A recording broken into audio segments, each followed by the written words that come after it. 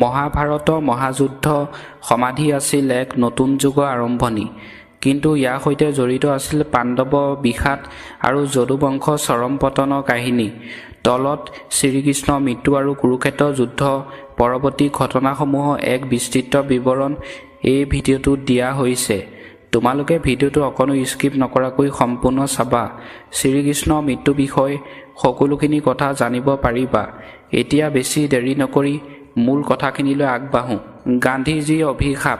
মহাভাৰত যুদ্ধৰ পিছত 100 পুত্ৰক হেৰুৱাই শোকত আতুৰ হৈ পৰা মাতা গান্ধীজী এই ধ্বংসলীলাৰ বাবে শ্ৰীকৃষ্ণক জগৰীয়া কৰিছিল। তেওঁ জানিছিল যে কৃষ্ণই ইচ্ছা কৰিলে এই যুদ্ধ ৰখাব পাৰিলেহেঁতেন। সেয়েহে তেওঁ কৃষ্ণক অভিশাপ দিছিল যে যিদৰে কুৰু বংশ ধ্বংস হ'ল, ঠিক তেনেদৰেই আজিৰ পৰা 34 বছৰৰ পিছত কৃষ্ণ নিজৰ বংশ যদুবংশও আপোচতে মৰি গতি শেষ হ'ব আৰু কৃষ্ণই অকলশৰীয়াকৈ এক অজান ঠাইত মৃত্যুবৰণ কৰিব। কৃষ্ণই হাঁহিমুখে এই অভিশাপ গ্ৰহণ কৰিছিল। যদুবংশ পতন। মৌসল পৰ্ব। যুদ্ধ 34 বছৰৰ পিছত দ্বাৰকাত অশুভ লক্ষণসমূহ দেখা দিবলৈ ধৰিলে। এবাৰ বিশ্বামিত্ৰ, কৰ্ণ আৰু নাৰদ মুনি দ্বাৰকালৈ আহোঁতে কৃষ্ণক পুত্ৰ শাস্তই তেওঁলোকক ইতিকিং কৰিছিল। মুনিসকলে স্তুদত অভিশাপ দিলে আৰু শাস্ত গৰ্ভৰ পৰা এটা লুৰ মূৰ্খল গদা জন্ম হ'ব, যিয়ে সমগ্ৰ যদুবংশ ধ্বংস কৰিব। ভয় খাই যদুবংশীসকলে সেই মূৰ্খলটো শিলত ঘঁহি গুৰি কৰি সাগৰৰ পানীত পেলাই দিলে। কিন্তু সেই গুৰিবোৰৰ পৰা সাগৰৰ পাৰত এৰকা নামৰ চোকা বন গজি উঠিল আৰু এটা সৰু টুকুৰা মাছে গিলি থৈছিল, যিটো পিছলৈ এজন ব্যাধ হাতত পৰে। এদিন প্ৰসাদ তীৰত মদ্যপান কৰি মতলীয়া হোৱা যাদৱসকলৰ মাজত কাজিয়া লাগে আৰু তেওঁলোকে এৰকা বন ছিঙি এজনে আনজনক প্ৰহাৰ কৰিবলৈ ধৰে। সেই বনবোৰ বজ্ৰৰ দৰে কঠিন হৈ পৰিছিল আৰু থিতাতে সমগ্ৰ যদুবংশ ধ্বংস হৈছিল। শ্ৰীকৃষ্ণৰ মহ প্ৰণান। যদুবংশ বিনাশ দেখি বলৰামে যুগল বৰ্ষত দেশ ত্যাগ কৰিলে। কৃষ্ণই বুজি পালে যে তেওঁ ধৰাত থকা সময় শেষ হৈছে। তেওঁ এখন অৰণ্যত গছৰ ছাঁত যোগাষ্টমী হৈ বহি আছিল। সেই সময়তে জৰা নামৰ এজন ব্যাধে দূৰৰ পৰা কৃষ্ণক আলফুলীয়া ভৰিখনক হৰিণা চকু বুলি ভুল কৰি বিষাক্ত কাঁড় নিক্ষেপ কৰিলে।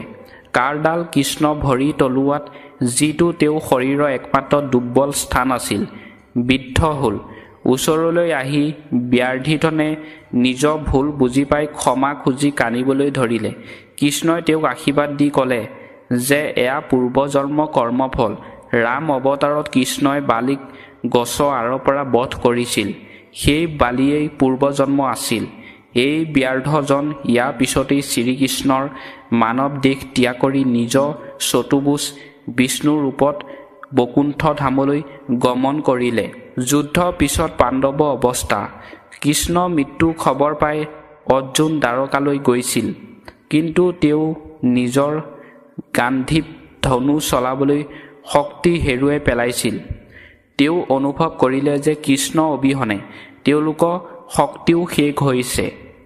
মহাপ্ৰস্থান। যুধিষ্ঠিৰে পৰীক্ষিতক অভিমন্যুৰ পুত্ৰ ৰাজসিংহাসনত বহুৱাই পাঁচো ভাই আৰু দ্ৰৌপদীৰ সৈতে হিমালয়ৰ ফালে মহাপ্ৰস্থান কৰে। স্বৰ্গৰোহণ। যাত্ৰাপথত এজনকৈ দ্ৰৌপদী আৰু 4জন ভাই মৃত্যু হয়। কেৱল ধৰ্মৰাজ যুধিষ্ঠিৰে এটা কুকুৰ, যি আচলতে ধৰ্মৰাজ আছিল, সৈতে সশৰীৰে স্বৰ্গদ্বাৰত উপস্থিত হ'ল। এনেদৰেই দ্বাপৰ যুগৰ অন্ত পৰি কলি যুগৰ সূচনা হয়। শ্ৰীকৃষ্ণৰ বিদায়ৰ লগে লগে পৃথিৱীৰ পৰা ধৰ্ম এক মহান স্তম্ভ আঁতৰি যায় আৰু আধ্যাত্মিকতা এক নতুন অধ্যায় আৰম্ভ হয়। শ্ৰীকৃষ্ণৰ মৃত্যু কাহিনীটো কেৱল এক সাধাৰণ মৃত্যু নাছিল, ই আছিল কৰ্মফল। অভিশাপ আৰু আধ্যাত্মিক ৰহস্য এক অপূৰ্ব সংমিশ্ৰণ। এই ৰহস্য আঁৰত থকা মুখ্য কাৰণসমূহ এই ভিডিঅ'টোত বিতংভাৱে আগবঢ়োৱা হ'ল। বালিবধ প্ৰতিশোধ। পূৰ্বজন্মৰ ৰহস্য আটাইতকৈ চৰ্চিত ৰহস্যটো হ'ল ত্ৰেতা যুগৰ নামৰ অৱতাৰৰ সৈতে ইয়াৰ সম্পৰ্ক। শ্ৰী ৰামচন্দ্ৰই কিলিন্দাৰ ৰজা বালিক গছৰ আঁৰৰ পৰা লুকাই ধনুৰে বধ কৰিছিল। মৃত্যু সময়ত বালিয়ে ৰামক সুধিছিল যে তেওঁ কিয় এনেদৰে অধৰ্ম কৰি লুকাই থকা অৱস্থাত শৰণ নিক্ষেপ কৰিলে। তেতিয়া ৰামে কথা দিছিল যে পৰৱৰ্তী জন্মত বালিয়ে ইয়াৰ প্ৰতিশোধ ল'ব পাৰিব। সেই বালিয়ে দ্বাপৰ যুগত জৰা নামৰ ব্যাধ হৈ জন্ম লৈছিল আৰু শ্ৰীকৃষ্ণক গছৰ আঁৰৰ পৰাই কাঁড় মাৰি বধ কৰিছিল। শ্ৰীকৃষ্ণৰ একমাত্ৰ দুৰ্বল স্থান শ্ৰীকৃষ্ণৰ শৰীৰ আছিল দৈব্য, যাক কোনো অস্ত্ৰই হানি কৰিব নোৱাৰিছিল। কিন্তু এবাৰ দুৰ্বাসা ঋষিয়ে কৃষ্ণক তেওঁৰ শৰীৰত পায়স সানিবলৈ কৈছিল।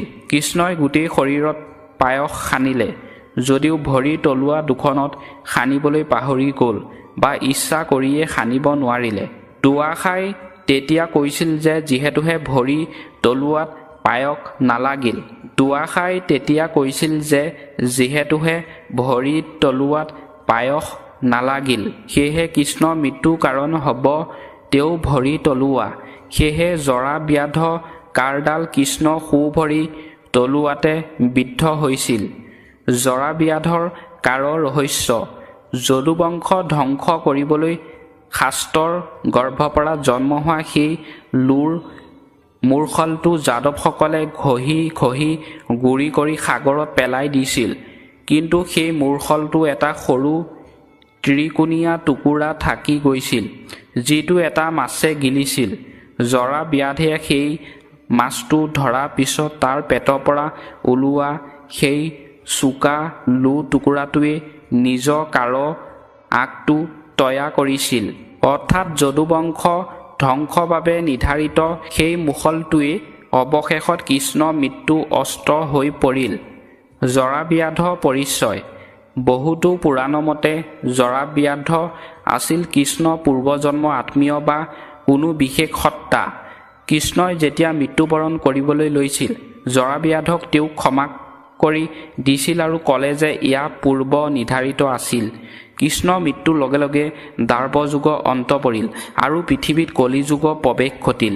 ভগৱান কৃষ্ণই এই মৃত্যুৰ দ্বাৰা দেখুৱাই থৈ গ'ল যে পৃথিৱীত জন্ম ল'লে মানৱী দেহ ত্যাগ কৰাটো অনিবাৰ্য আৰু কৰ্মফলৰ পৰা স্বয়ং ঈশ্বৰো মুক্ত নহয়।